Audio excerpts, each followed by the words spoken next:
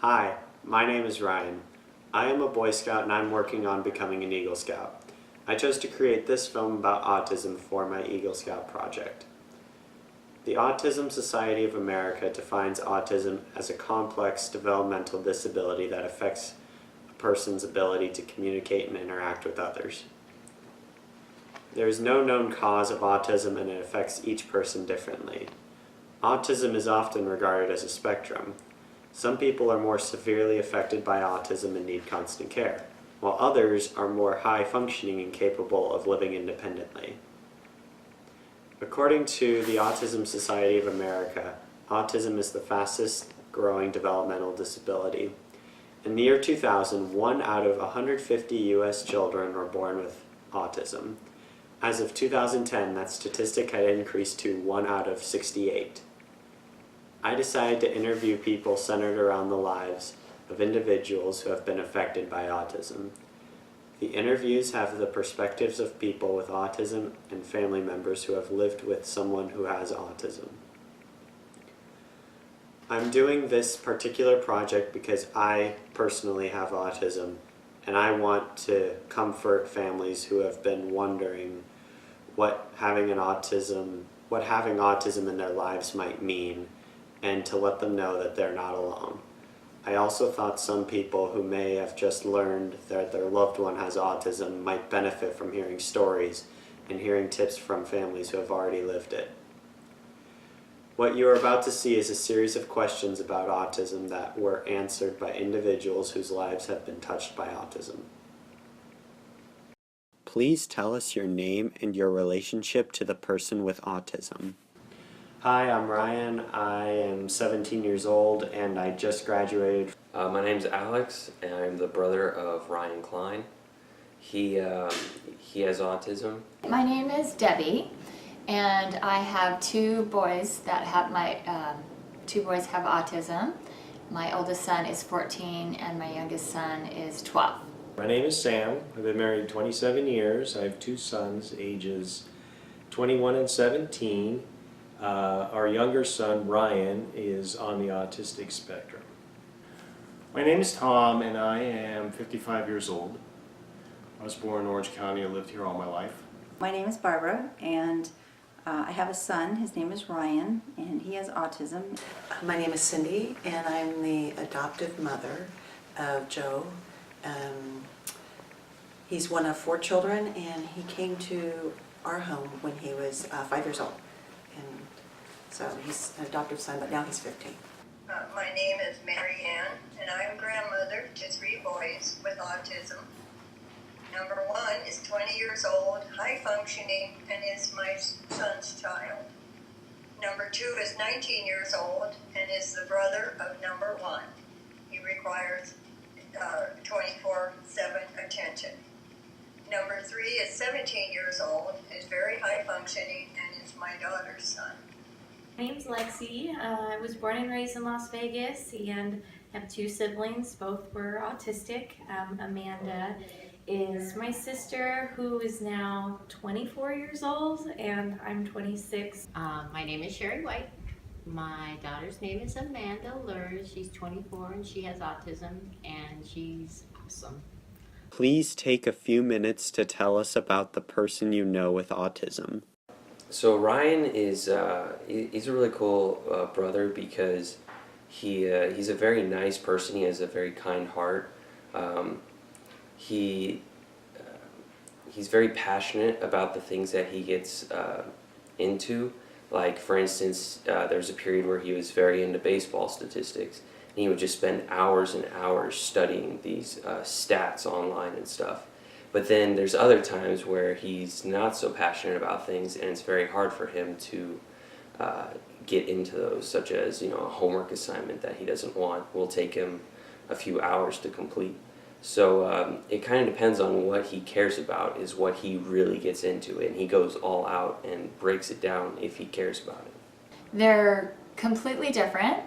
My older son is more creative and is more into technology, and my younger son is more into filming and photography My younger son is got a really good memory. He's got a photographic memory.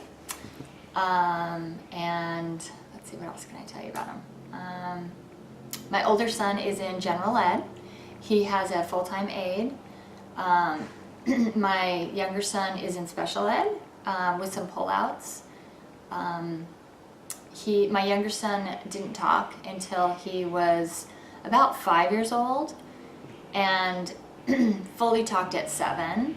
So it was a little bit longer wait for my younger son, and my older son talked around 3 or 4 years old.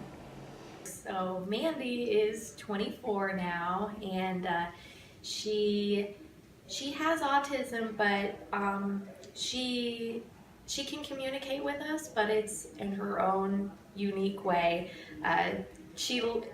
What's funny about Mandy is she lets you think that she's not paying attention or this or that, but she's a lot smarter than she puts off, that's for sure. And I'm one of the people that doesn't let her get away with it. I know, I'm like, Mandy, I know you're listening, I know what you're doing. Come here, come talk to me. And I force her to interact with me and to speak in full sentences, unlike other people may let her just get away with it and think that she's, in her own little world. But I know she's a lot smarter than she puts off, but she's always funny, always, she has brought this family so many laughs throughout the years, and just, she's a crack up, but she's so smart. She is crazy smart, and she has her own unique talents and individualism. Number 1 was diagnosed between the ages of 3 and 5 with sensory integration and autism, and was living with his parents. At the age of 9, he came to live with me. I raised him for the past 11 years. He still lives with me. He drives, uses a computer, the iPhone, graduated from high school, gets his own food, does laundry, has a job, and mostly takes care of himself. Number 2 was diagnosed at a very early age because his development was delayed. He currently lives with his mother. He requires 24/7 attention.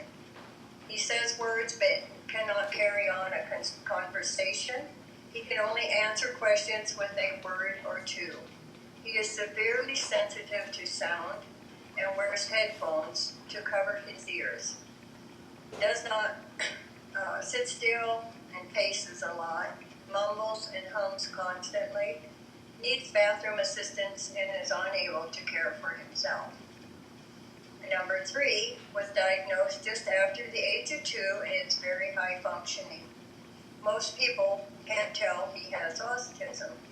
He speaks very well, conforms to society, and is a straight-A student and will attend college. He has a gentle disposition, is very patient and kind, and is responsible and gets along well with everyone. He's has Asperger's autism, I guess they say on the spectrum. He's starting his sophomore year in high school, and he wrestles at school, he plays piano, he's a Boy Scout. How did you come to find out that the person you know has autism? So I have another son also who's 3 years older than Ryan, and he was my first child, and I had the benefit of watching the way he grew and he developed, and when he would walk and talk and have certain interactions with people and the way he played with things. And Ryan's 3 years younger, and when Ryan was approaching some of the ages where his brother had reached those milestones, I noticed that Ryan maybe wasn't quite there yet. And so I, like a lot of new moms, I was very happy with the video camera and the taking photos, and I was tracking things, writing down words he was able to say, sentences, that type thing. And Ryan was fine as far as his physical development on his milestone targets, but when it came to language, he wasn't quite there yet. He used a pacifier and some things like that, so people would always say, oh no, the second-born son doesn't talk as much, and it's the pacifier, and that's why he's not talking. And I wanted to believe those things were the reason, but I noticed there were other things that told me that maybe something wasn't quite right. Just, communication. He didn't really want or ask for anything, and when he was hungry, I would just have to notice he's sitting at the table. He wouldn't tell me he was hungry. He wouldn't go pull on the refrigerator door. He didn't get cranky. He'd just sit there, and I'd realize, oh my gosh, he's hungry. So some of those things just told me that it's like, this isn't the same, something's different.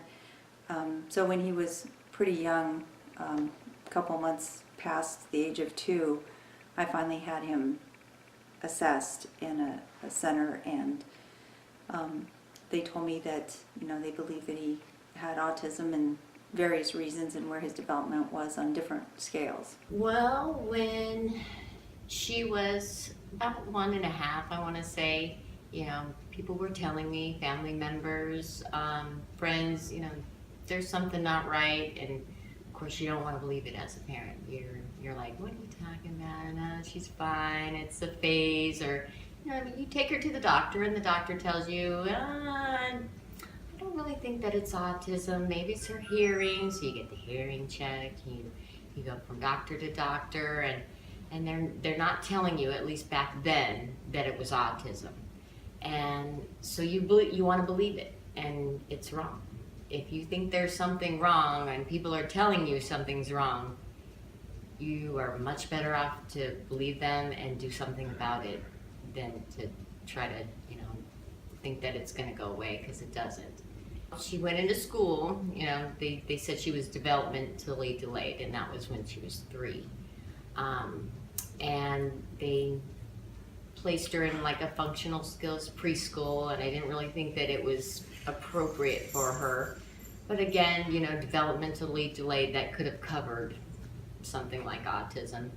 And I took her to Loma Linda University in California, where they said she had PDD-NOS, which she didn't meet all of the criteria for autism, but it's still autism. And again, back then, didn't really realize what that meant, and all the services that you needed to jump on, like pronto, if you find out your child has autism. And I would say to anyone in facing a possible diagnosis of autism that you need to get speech going immediately, behavioral services, because you can do something about it when they're little. If you get on it, at least you have a much better chance. I was probably about 6 or 7 years old. I don't remember exactly how I learned. I don't actually remember any specific moment or anything. I just I guess someone just told me, and I just learned in general. I was probably about 6 or 7. I never really, I'd have to say, like, the first time I really noticed that she was different was, I was probably, I want to say, like 5 or 6. And I remember specifically when we went to go get our shots, and I mean, I could speak about like, oh no, I didn't want shots, but Mandy couldn't communicate it, and she just cried and cried and cried. And I mean, I remember, I was little, but I remember like thinking there's something definitely she's not the same as me. She can't communicate like what she's feeling and what's going on. So I'd have to say, yeah, I was pretty young when I recalled that, but that's the one instance that I remember. Well, of course we knew all kids are different, but because we had another child who was a few years older than Ryan, we could see that Ryan was developing differently, and most profoundly, he had a lot of unusual body motions, and he wasn't verbal. So we had him evaluated at about age 2, and we learned he was on the spectrum. We didn't really understand or know what that meant, and especially at that young of age, and we really didn't know what effect that would have on him or where he would end up? My older son was diagnosed at 18 months with autism. I think the first things that I noticed was that he stopped turning around to his name.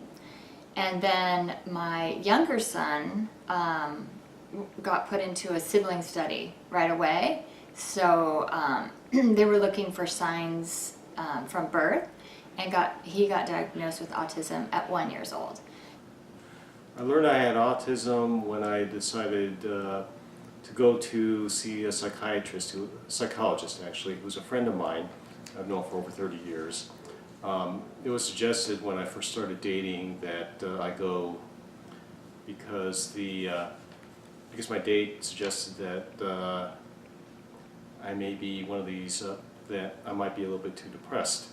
So she was wondering if I needed some help. And I decided to listen to her and went to see my friend. And then he told me after briefly looking at me that, or briefly talking to me that I have Asperger's. And I had suspected that for about a decade. So what made you suspect you might have Asperger's? Difficulty with connecting with people, not looking at people in the face a lot, probably trying to get my ideas across was very difficult sometimes, you know, and maybe other kinds of things, tendencies to become anxious when other people are not. Certain things I couldn't do normally. I would have to go out and find a different way to go about doing some things. How did you feel about learning you have autism? How do you feel about it now? It kind of just feels like a part of me. It doesn't really affect me at all. It just kind of, I'm just sort of used to it. It seems very just part of me, and it just doesn't really affect me as a person a whole lot. It's something I've always had, so I don't think I really felt too different about it. It's been one of those things where I would look and say, well, if I continued this way, I would have gone ahead and shut off a lot of stuff if I didn't go out and look at people and their reactions, because it was more like needing to be in that bubble for a while, to just stay off my world, because it was a lot easier. It's a little bit harder because I would have to pay more attention, but I think it's also one of those things where I need to go ahead and mature and grow up in a certain way, and I suppose it's been worth it to go out and see how people react, or to go ahead and pay more attention that way, because it really does help. It opens up a whole bunch of things. What do you think are the greatest strengths of the person you know with autism? If it's something that he likes, either a subject in school or a game or a project or a task, he is very persistent. He'll get to know it really, really well and very thoroughly and attend to it. And it's awesome. Like, I'm going to tell a story. A month ago, we went to the store and I bought this bushwhacker. I don't know what we call it, but it's a thing that cuts the bushes out front. And he was, because he got to help shop for it, he was like, I think I'd like that. And he cut down all the bushes out front, and I didn't have to pay him, I didn't have to encourage him, or he just said, can I do it? I'm like, well, yeah. And he was good at it. And it was one of those things that, like, because usually he doesn't want to do chores, to be honest. It was kind of funny. But this one, because it was a tool he liked, he's good at it. And he'll come over and, any bushes, Mom? Yeah, do some bushes, you know. So he's very persistent with that. Same thing with like piano. He enjoys piano, and then now he likes guitar. He just spends a lot of time with those things and gets proficient, gets really good with them. Number 1 and 3 have fantastic memories and are really good at playing board games. Number 1 is a hard worker at his job and has been promoted because of his efforts. Number 3 is very high academically and dedicated to his studies. Number 2 is very loving. Analytical, very strong, have strong math skills. Like working with computers, have been doing that for over 30 years. That was an apparent skill that I had seen back in my teens. And as a result, I have switched majors halfway through going to UC Irvine. So I've been doing computer work and IT work straight IT work for over 20 years, and I've been doing software development for about 11 years, and about another year and a half before as a student. Well, he has the patience of a saint. He's the most patient person, in addition to kind, that I know. He wants his turn, but he's okay to be the last person in line. He's okay because it's just, I don't understand how he's so patient. He just really is. He's got a fantastic memory. If he puts his mind to something, he can completely absorb in great detail a variety of things, whatever his topic of interest at the moment is. And he's a fantastic student. I think a lot of that comes with having a great memory, but also the desire to learn. He's a rule follower, so if he knows those are the rules, like do your homework and study and get good grades, then that's what he tries to do. And so he's very, very nice. Her strengths, well, I mean, she's so funny. I definitely think that's one of her biggest strengths. She just keeps us all laughing and is just, I mean, she is so pure. Like, there is not a mean bone in this kid's body. She is just pure and full of love and laughter, and just, I mean, she just says and comes up with like the funniest things out of nowhere. And I mean, just having that pure heart, you really don't see that in people at all anymore. So I definitely say that is one of her biggest strengths. I think my older son has a great skill for empathy. He's very empathetic. He cares deeply about people. He also got a great mind for storytelling and creativity. He's already created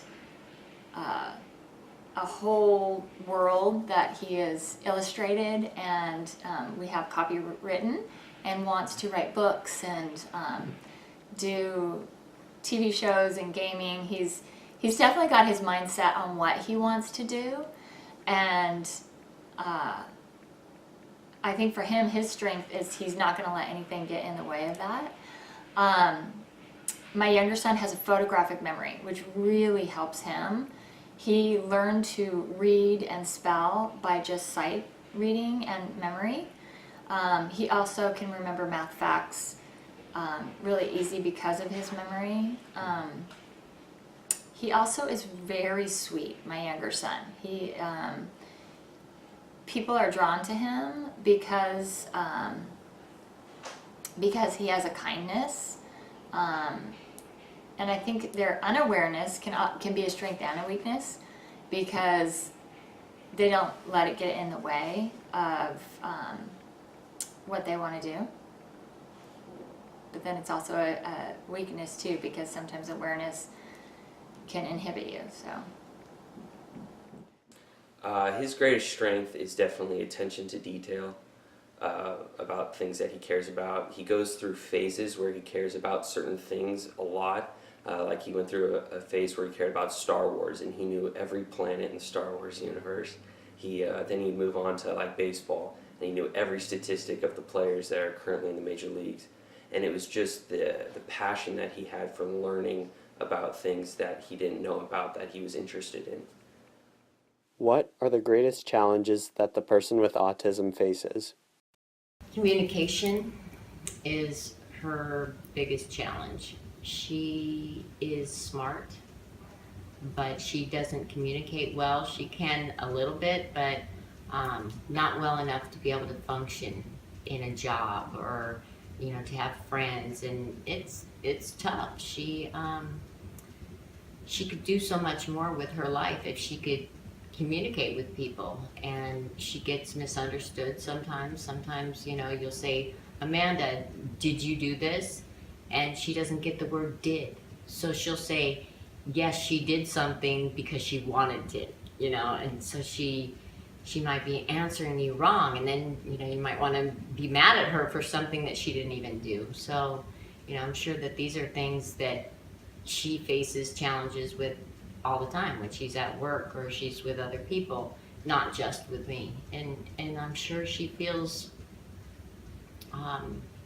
isolated because of it. You know, she can't tell people how she feels, or if something happened to her at work where somebody upset her, or even if somebody was mean to her and assaulted her, she wouldn't be able to tell me, and to me that's frightening. She works at Opportunity Village. She does art in the art program 2 days a week, where she gets to do drawings, paintings, make silk scarves, and she gets to sell them for a commission. So that's awesome. And then she works in the work center 3 days a week, where she does contracts for hotels, puts together different like boxes with different things in them for the hotels, and she makes money doing that, and she loves getting a paycheck. So that's a big part of her her week. You know, she works 5 days a week, so and she's pretty happy doing that. I basically have during elementary school, I basically had daily meltdowns when I would interact with other students. That was hard. I usually got along well with my teachers. But as far as getting along with other students, there were usually people out there, or usually there are a couple of boys out there who would give me a hard time. That was always difficult. And I also lived in a different cultural bubble too, because I had a mom and dad who both grew up in Japan. Even though they're United States citizens and were both born here, they were both raised in Japanese culture. So I have a cultural filter, and I also have a perhaps a tendency to be anxious in certain ways that most people aren't. While in life, I have struggled a little bit with focusing problems when I was really young, like in elementary school, a tiny bit in middle school, but almost all in when I was younger.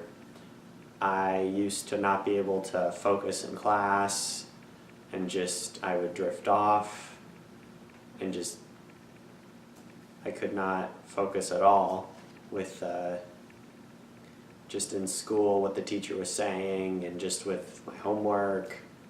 And I still, to some degree, struggle with it, but it's a lot better than it used to be. I also struggle a little bit with social skills in the past. I've been getting better at it, and just learning social norms and just general social skills. So when we found out that he was diagnosed with autism, he wasn't verbal. So one challenge was to teach him to speak, and one of the things that we learned over time was that just because he wasn't speaking, he was listening, and he was absorbing, and he was taking in all of those words and things you were saying that maybe you thought he wasn't listening. So that's a little tip out there for any parent whose child is nonverbal.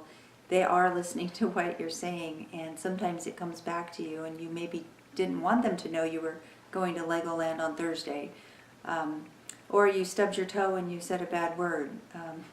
So there are things that he was doing. But to get back to your question, so he wasn't verbal. Once he began speaking, he was about 3.5 years old, and he was somewhat behind in his socialization because we had always done everything for him. I recall when I would meet somebody and they'd say, "Oh, who is this cute little person?" and he was a super tall kid that people thought should be verbal, and I would speak for him, and I would say, oh, this is Ryan, he doesn't really talk. And what I was doing, not on purpose, but what I was doing was telling this child, you don't talk. So when he would meet people, he'd think, oh, I'm Ryan, I don't talk. So I had to cure myself of saying that, but then at the same time, he had to learn that, oh, I am Ryan, and I do talk. And so he had some socialization he had to learn. And then each step of the way, we've observed that Ryan's developmental challenges are about, a year or two behind that of his peers. If it's no longer sleeping in a crib, if it's potty training, if it's learning to read. Because he was a little bit language delayed, his reading was a little bit delayed. Whereas his peers would all be reading, the appropriate first grade book, Ryan was still trying to learn individual words and conjunctions and things like that. But when Ryan did learn to read, it took off like crazy, and he was quickly made up any lost ground and was reading, at the same level of his peers, by, the mid-elementary school years. But each step of the way, we'd have to realize, oh, just because his brother achieved this particular trait or challenge or accomplishment at a certain age, Ryan wouldn't necessarily meet that at that age.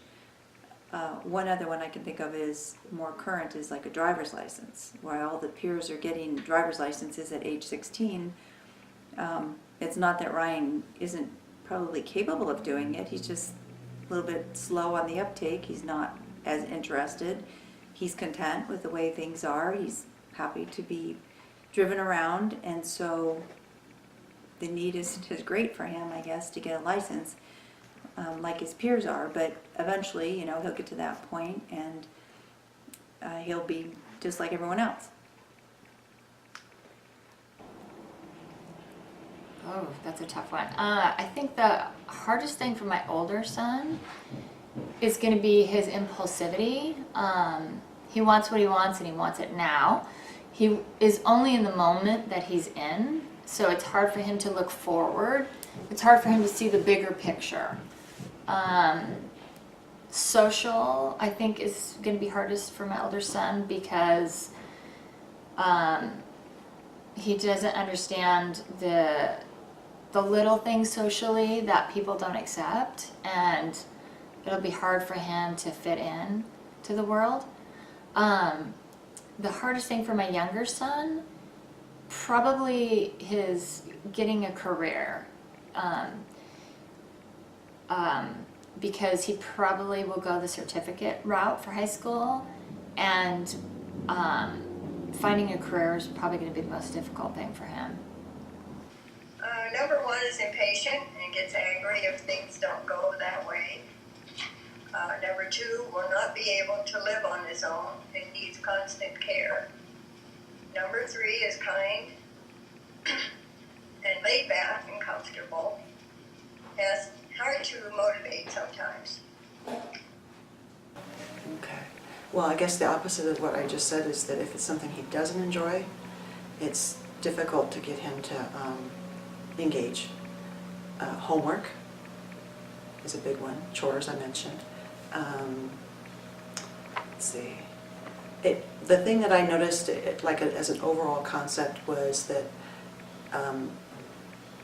it is not easily to externally motivate him. Meaning, if I want him to do something or somebody else wants him to do something, we can give rewards or we can give consequences, but that's not going to get him there. He has to want to do it, and that makes all the difference. If he can find motivation in himself, boom, it's there. But if anybody else tries to do it, it's like pushing an ox. How has the person with autism handled these challenges? Ryan's done a really good job handling these challenges, especially given the adversity that he faces.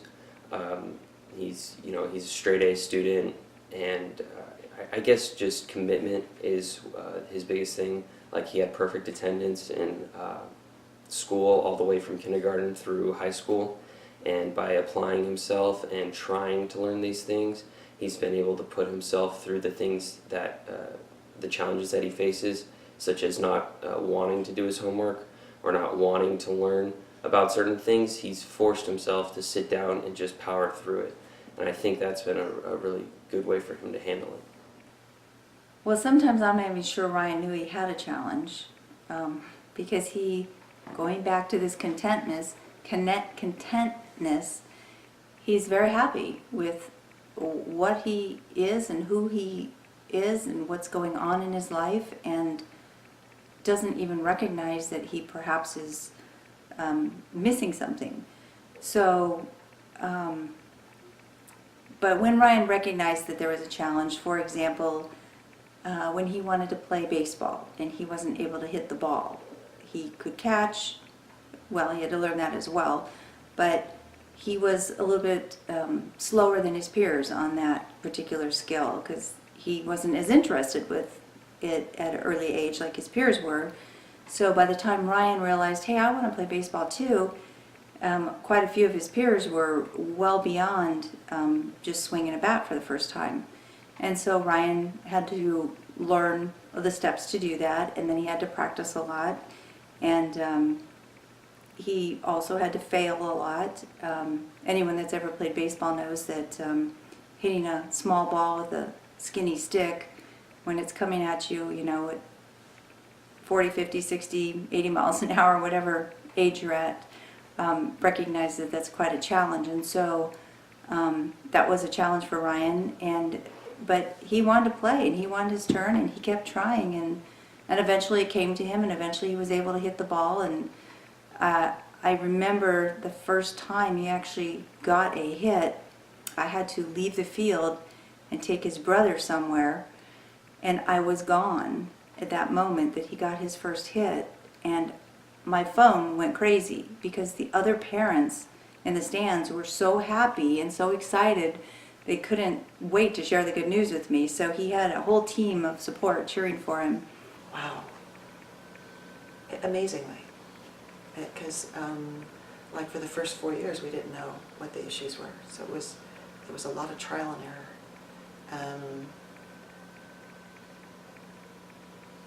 And to be constantly, I know when like he'd go to school, he had to really, really try to maintain all day because peers, he cares more about what the peers think. And when he gets home, where it's comfortable and you know there's no idea of being rejected, that's when he could let everything out. So I think that going to school, he'd still want to go to school because he wants to have friends, but having to maintain and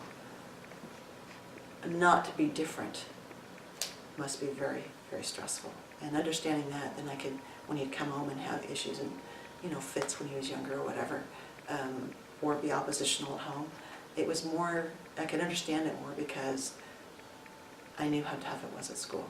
So he still wants to go to school, even though, you know, it's always a challenge. Because, you know, as you get into high school and get older, there's a lot more judgment. And I think he handles that judgment really, really well. I would say being patient with other people. Most people are probably going to be patient are going to be patient and understanding if I go on ahead and exercise the same kind of patience and understanding. I'll try to get people to do things or try to reason. I don't try to treat them terribly either. That's just one of those things you just don't do. Usually it's going to be a lot of patience. Well, all three had therapy at young ages in varying degrees. Number one, found something he liked to do and was excellent in his work. Number two is in special school with supervision. And number three, follows the rules and has succeeded in school and adapted to the world around him. Well, we were fortunate to get Ryan in an early intervention program. He was exposed to social interactions, ways to communicate, methods to deal with transitioning from one task to another, especially at someone else's request. These programs taught us as parents how to communicate with him. That was really invaluable.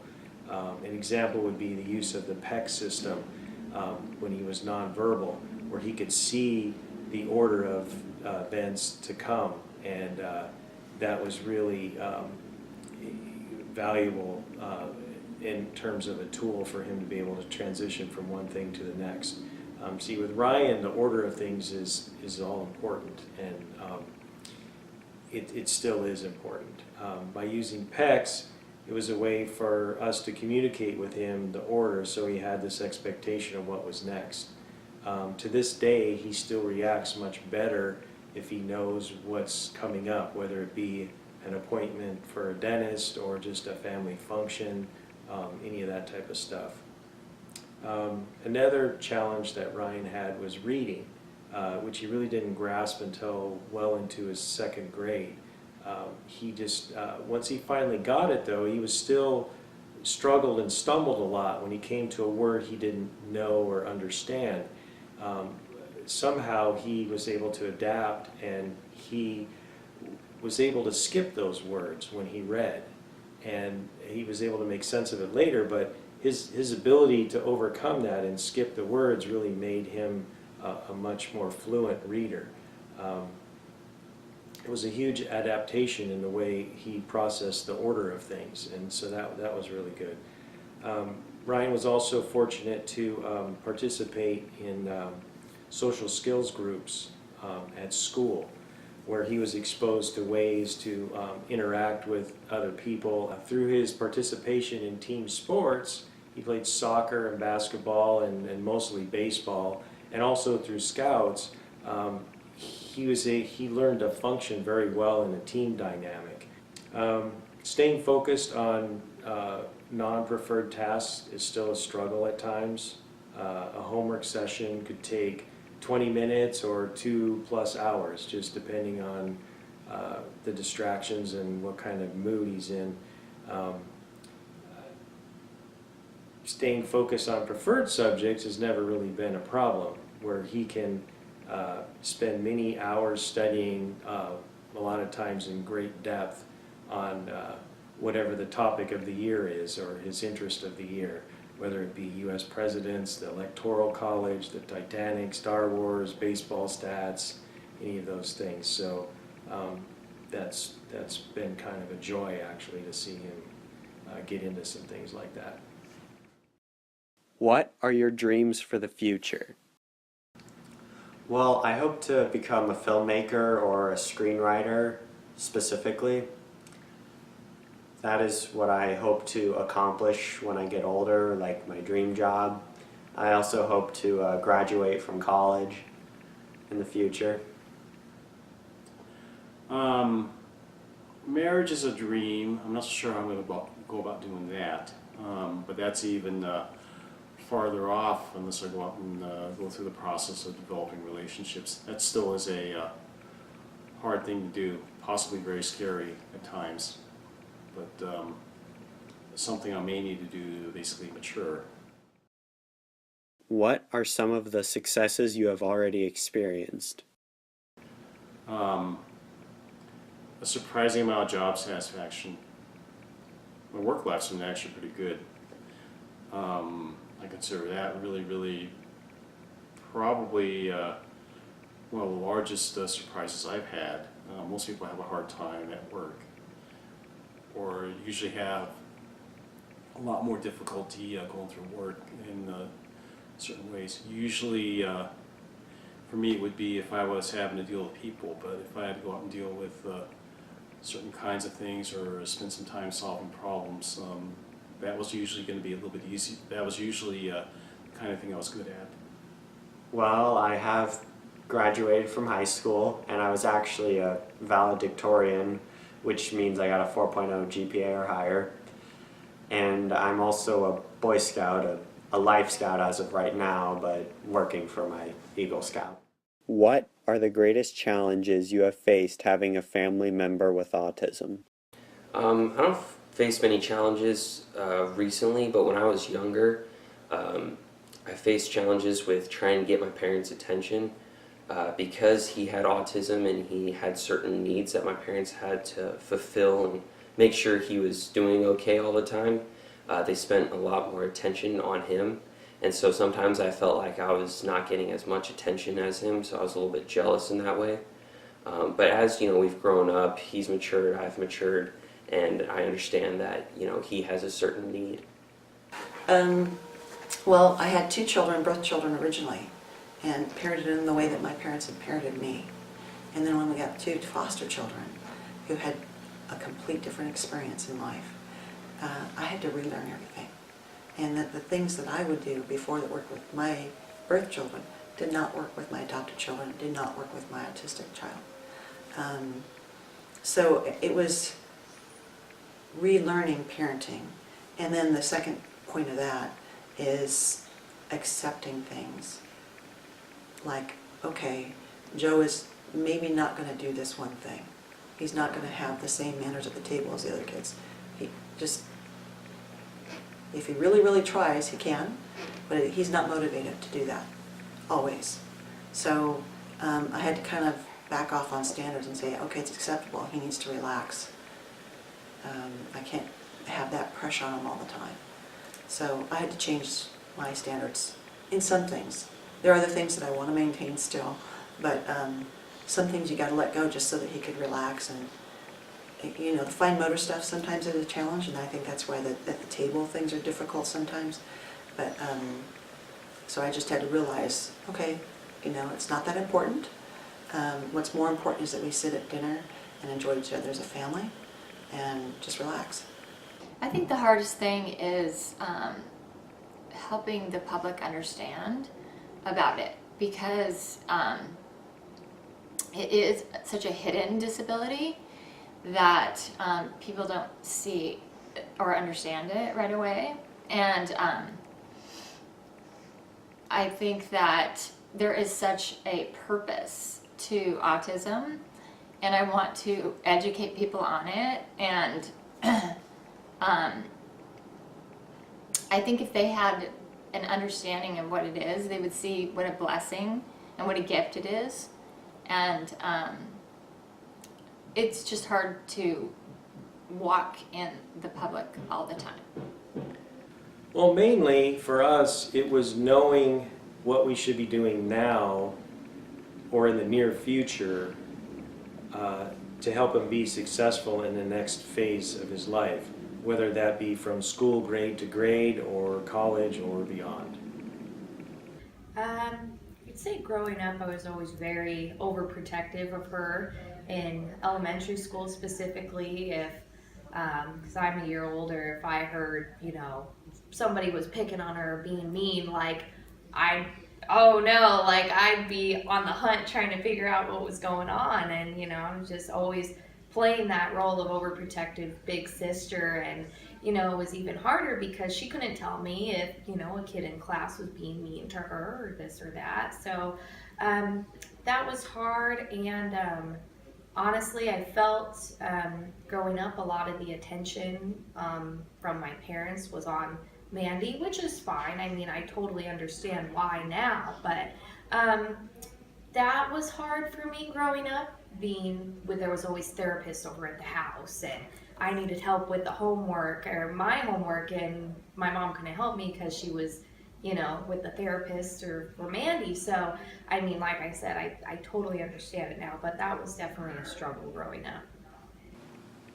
Frustration, disappointment, sadness, heartbreak for number 2, and each of the others for specific issues. I worry about their quality of life.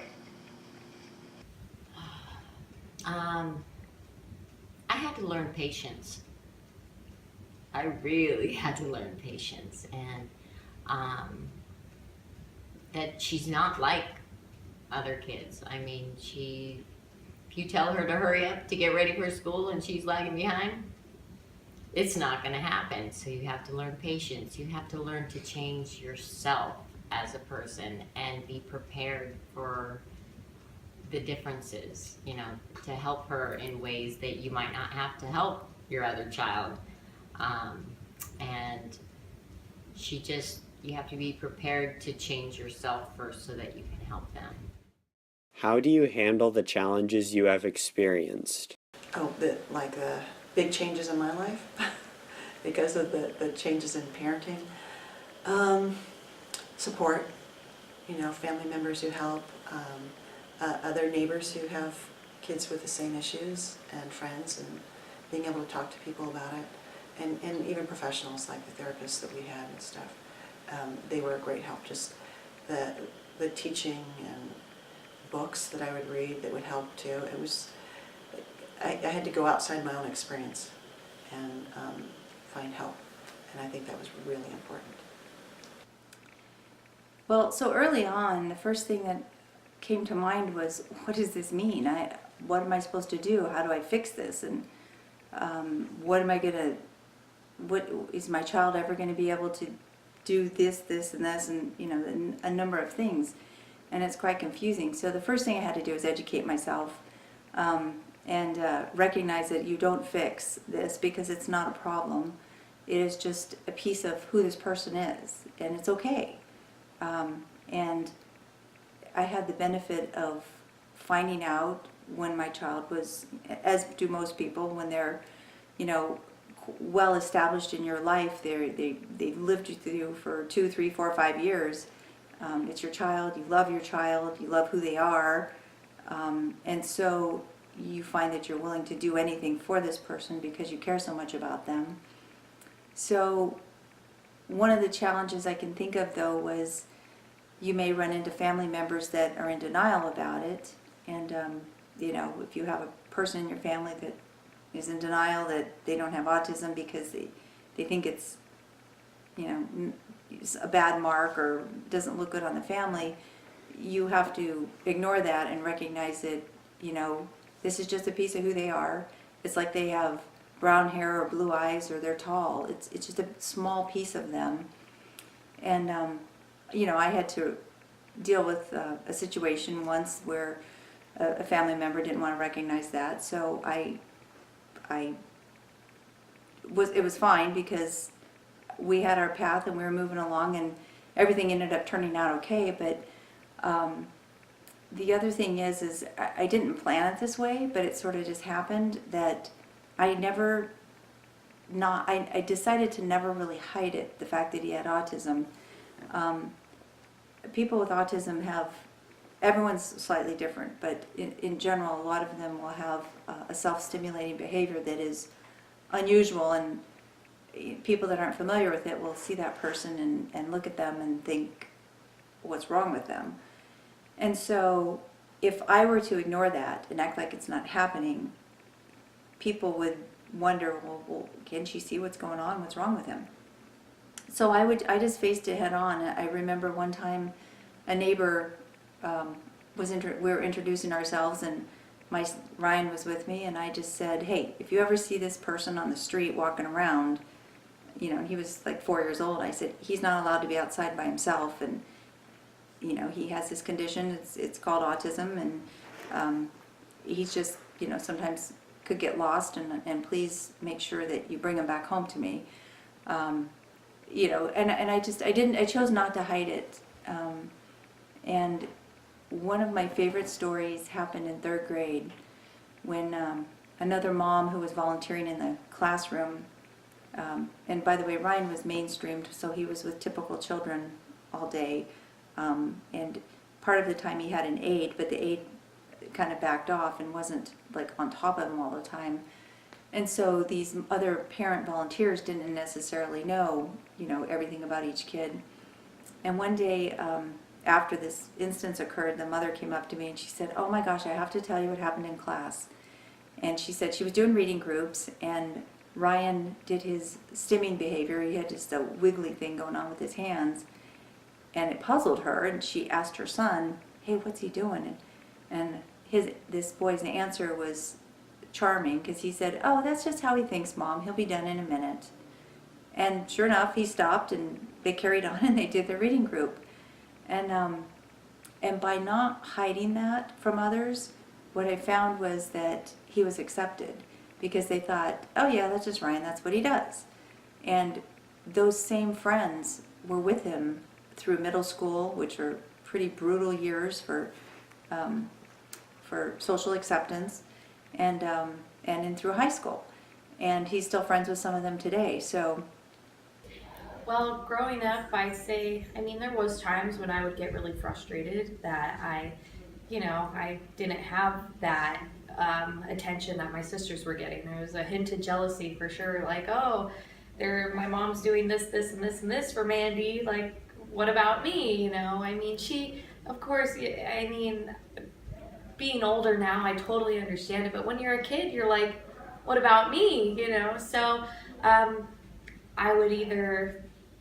sometimes I would just go in my room and be by myself if I didn't get like the one-on-one attention from my mom, or my mom and dad weren't together at the time. So I would call him up and say, come get me, I don't want to be here. So a lot of the times I would escape to other family members. I'd even have my grandma come get me, or my dad specifically, just to get away, and then I could get, I guess, that one-on-one attention from another family member, because it was hard, growing up, not having that one-on-one thing.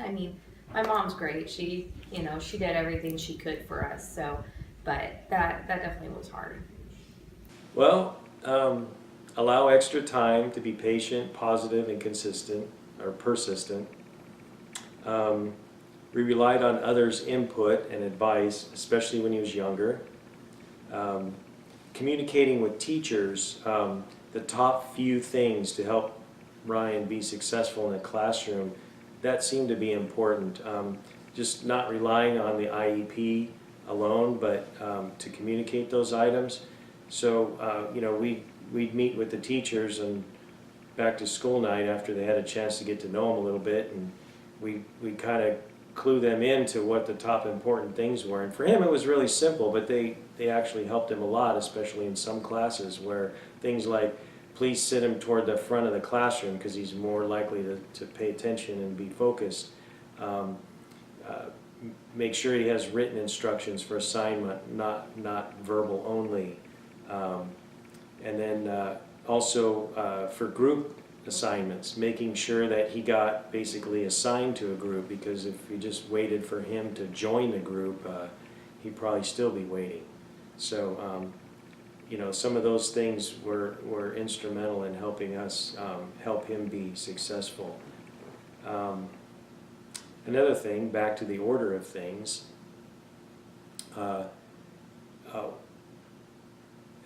communicating with Ryan in advance about events or changes to his normal schedule has always been helpful, whether it be, like I mentioned before, a dentist appointment or any family function, or just a change in his routine is something that's helped us handle the challenges.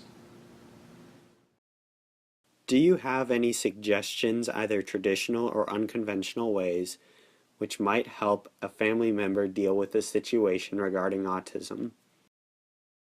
As hard as it is to hear that something is not right with your child,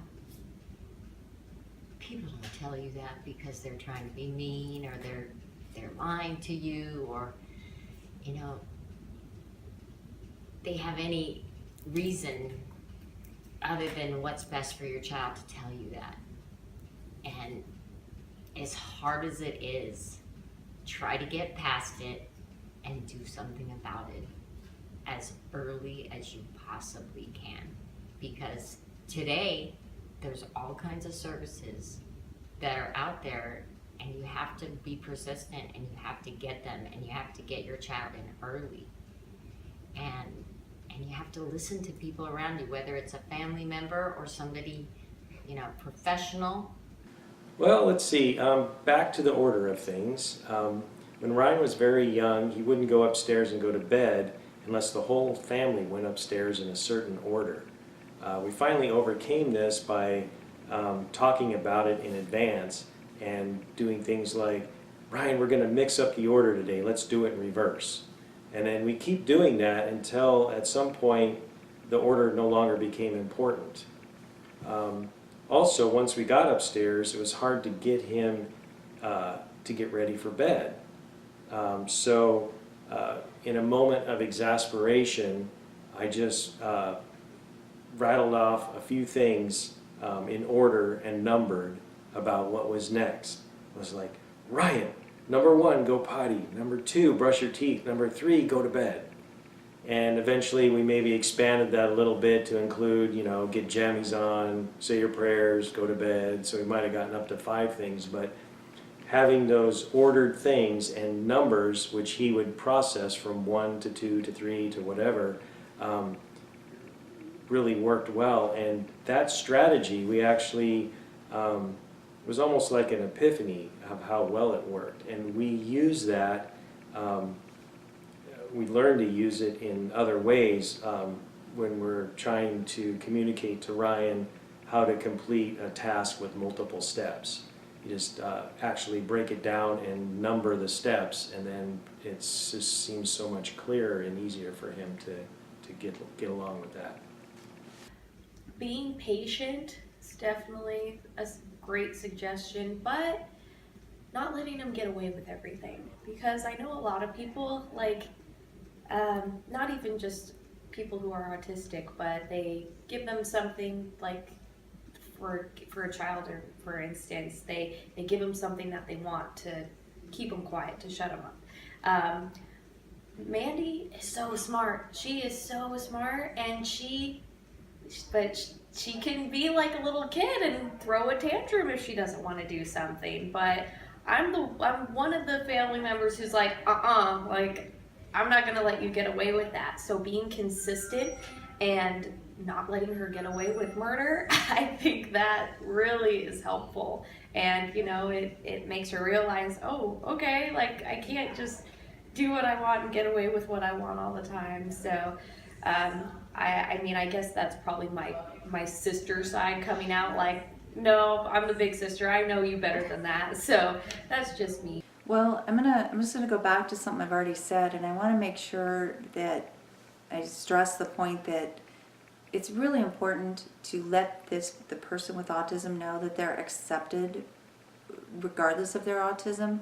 It's not a big deal. It's just a piece of who they are, and if you incorporate it into your lives, it's not going to be a big deal. So my first suggestion would be to just make sure you incorporate that and know that it's okay. And I can think of another instance that occurred. I remember when Ryan was in first grade, and it was something I had read, and I started watching my son, and I thought, oh my gosh, that applies to him.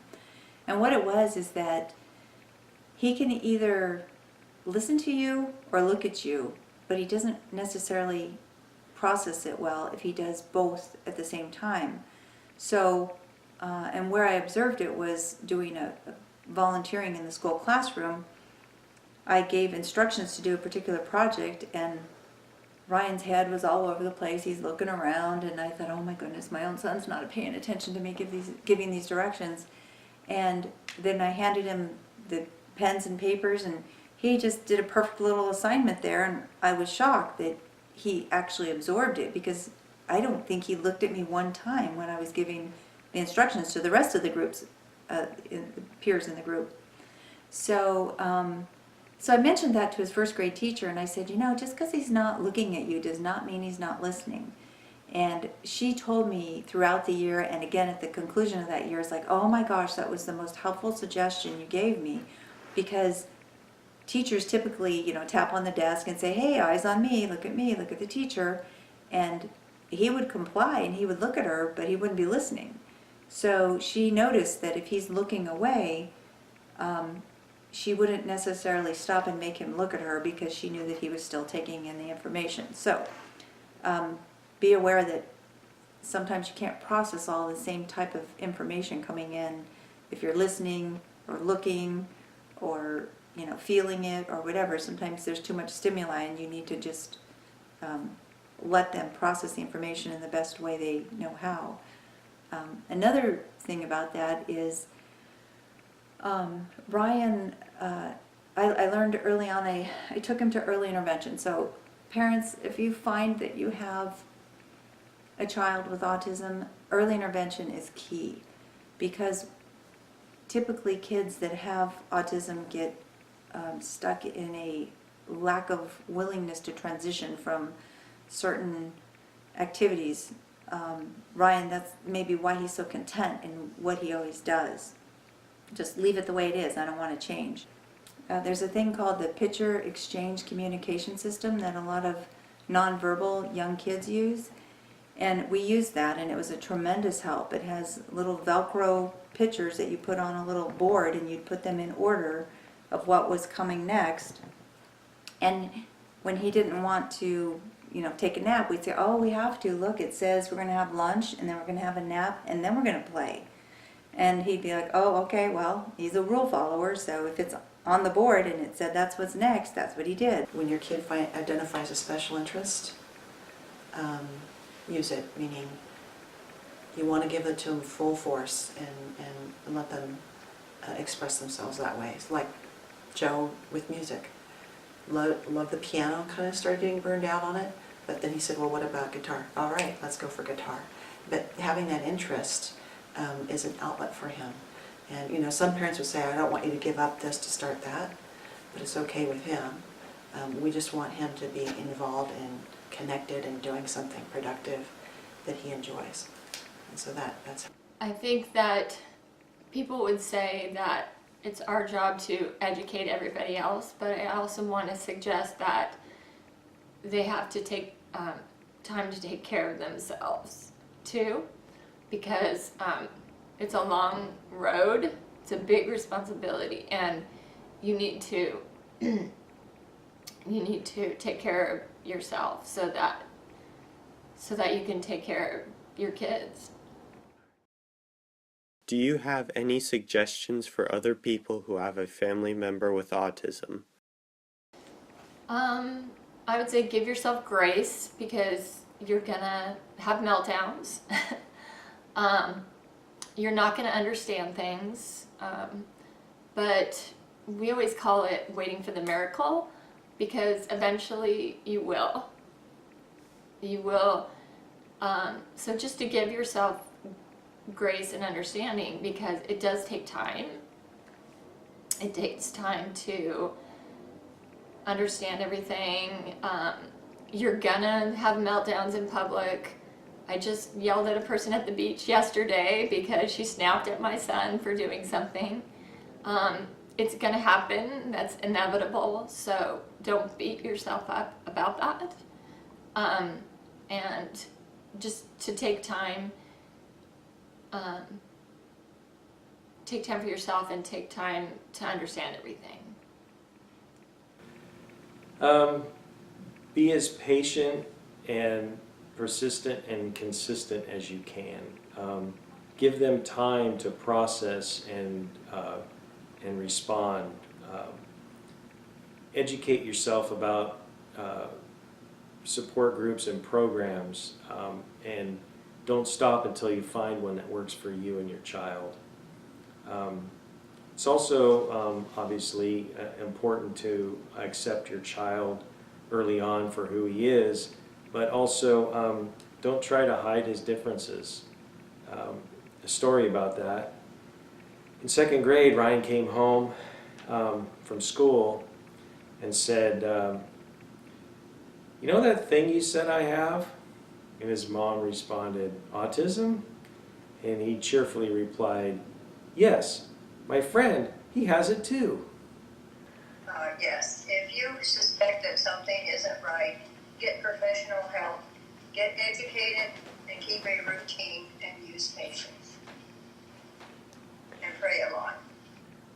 Taking advice from people who know what they're talking about, like adults and people who have trained in a certain area who know what they're talking about when it comes to special needs, I think that can help a little bit. I know that helped for me personally. And I think also staying true to yourself is usually something that I think staying true to yourself helps a lot. I don't know if how people see you is going to be really, if that's really going to be, that's going to be kind of hard to take in. I would say be yourself. Above that, be yourself. God's got a mission for you, and you have a way to, and you're the only you that you are. How have you benefited or grown because of the person with autism? Well, with any child, you learn many unexpected things from the gifts that they bring to the family in your life. With Ryan, it has also reinforced the need to consider that individuals learn, process, communicate, and grow differently, sometimes dramatically so. And so the value of patience and persistence has been demonstrated and rewarded by Ryan's successes. I think that because of what I've been through, I've grown and become a better person. There was no choice. I had to grow up. I had to figure it out, and I had to embrace the challenges and get past them. And I think I'm a happier person now and a better person. And I'm happy for my life and for my kids. They mean everything to me. Well, just because I have this wonderful spirit in my life that is patient, kind, warm, caring, cheerful, just a charming person, the entire world is better because of having that type of person. I've benefited personally by recognizing that he has achieved something I'm still striving for in my life, and that is to be content with what I have in my life and appreciate everything that I have in the moments that I have it. And I've learned a lot more patience. I found patience I didn't know I had. I've learned to think differently than my frame of reference so that I can see it maybe from somebody else's perspective. And I've learned to maybe be a little bit more compassionate to others that might be facing something that's a challenge. Everyone says that it takes all kinds, but I've really learned that there's no perfect family, no perfect children, that everybody has, not just my kids, but everybody has challenges,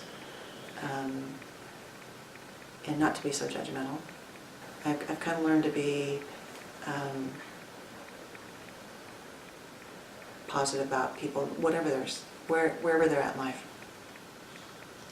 I've grown because I've learned that other people have problems that you may not know about, and you have to accept them for who they are. And I've grown because I understand that other people are facing things that I might not know about. And so I've become a more accepting person in general because I understand the problems that some people have to deal with that they have no control over. Have a whole different perspective on life, that's for sure. I appreciate my family and her so much. She's great.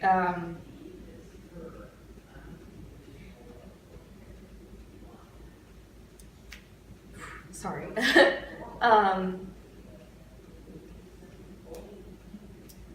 Yeah, she's wonderful, and I know that I wouldn't be the person that I am today if she was normal. She's always just, I just have such a high respect for her, and I know God doesn't put you through certain things unless he feels that you can handle it, and I know that he put Mandy as my sister for a reason, and I love her a lot. I think I have a higher understanding of people and empathy and kindness and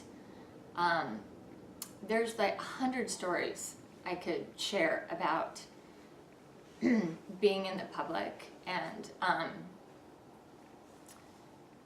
seeing what a gift it is. So I just got to tell you just one. My son was on the football team, and it was a typical football team. And at first, when we first came to the football team, I heard a mom and a dad on the bench saying that boy has no business being here.